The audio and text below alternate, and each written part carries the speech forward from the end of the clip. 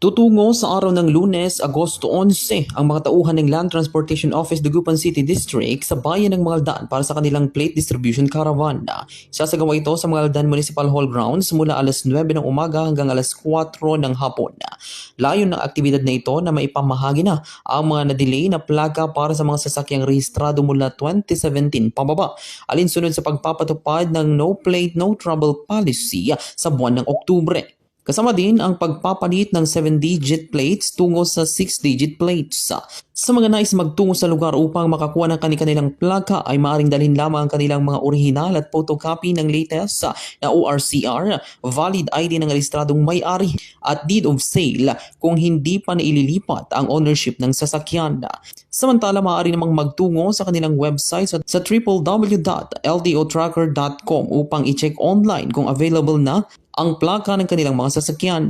Hinihimok naman ng publiko na makiisa sa mga nasabing kaganapan upang maiwasan ang mga maaaring multa o maging ang mga abala na maaaring maranasan sa tuwing babiyahe sa kalsada.